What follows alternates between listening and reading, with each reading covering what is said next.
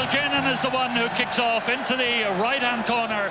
This team was fearless, and actually I think it was a benefit that so many of them had never been in Cardiff before. They didn't come with the mental baggage that so many Irish teams had taken to Cardiff beforehand, and there was that fearless, that cockiness, particularly in the back row, that they were just going to have a cut, give it a lash, as Doyle would say. Bradley,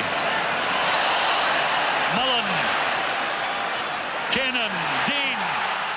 Wales, of course, in those days were always the people who beat us at the last fence, but this occasion they certainly didn't. Spillor driving forward. Back to Bradley, out to Dean, out to Mullen. This is Mullen. But I can always remember Mick Doyle very wisely saying, look, we haven't won this since 1967. That's of no consequence to us. That's history. That has nothing to do with 1985. We're going in there in our own right. Now to England. Jim McCoy in possession. Penalty to Ireland. So we said the same thing. If you guys want to win, great. That means you're going to play Super Rugby, which we love. We're going to play our game. That's it. We're not going to tie anything up or sew it up. We're going to run. So let's see what happens. Hits it very well. And he's in. Scored. This was the first time, I think, that an Irish team had gone into the field where it thought it was technically superior in the backs than its opponents. It still had passion and all those other things, but this was a team with great technique. Personally, there wasn't a better stadium for me to be playing in the 80s and 90s in Cardiff. Just absolutely fantastic, very knowledgeable crowd, very partisan for their own team, of course, but great scene, great atmosphere.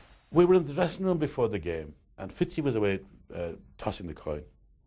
Mick Cuddy comes in, he was chairman, he says, the bastard says, they want us to sing now, he says. They're going to park us in front of their stand, right, and sing at us for the match, right?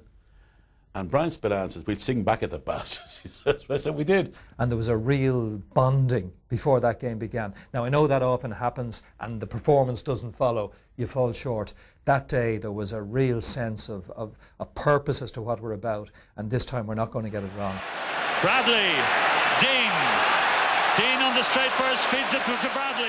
It was a very mixed affair in the first half, with the highlight being very much an Irish try, and it was worked very nicely from the near side of the field, with Michael Bradley then coming around to take a pass, and when no other option seemed open to him, he kicked.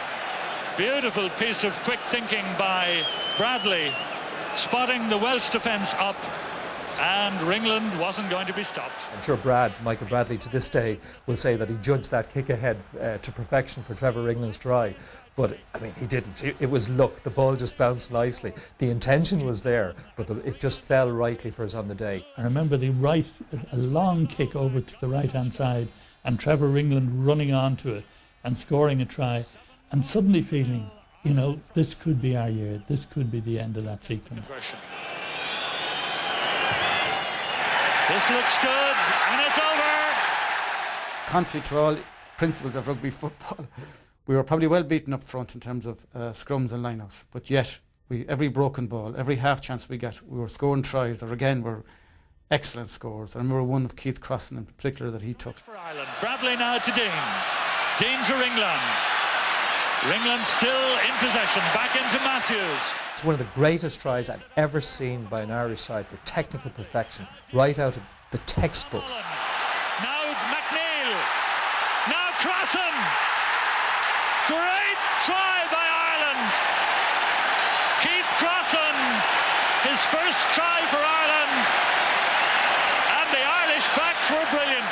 It was just the way the ball was laid back. It may have been Jimmy McCoy who actually placed the ball at the ruck. Bradley whipped it away. Hugo McNeil hit the line. Now, Hugo wasn't the fastest fullback in the world, but when it came to timing, he always got it spot on, which made him look quicker than he was, and more to the point, it put him into space. He got into space, and it created a classical overlap for Keith Crossan on his shoulder, and he romped in under the post for an absolutely magical try. And Cardiff was lifted, and we were on our way. Never in the history of Irish rugby would Irish backline moves and tries been put to video and sent around to schools. The great achievement of that 85 team was that you could have actually packaged some of those tries they scored They were as good as anything France or Australia or anything was produced in the world. They were superb tries, and probably technically the best of the lot, involving all the back line, was that Keith Crossan try in Cardiff. The kick for England. Tries to keep it in play. It's an Irish line-out, but it'll never happen because the final whistle is gone and Ireland have beaten Wales by 21 points to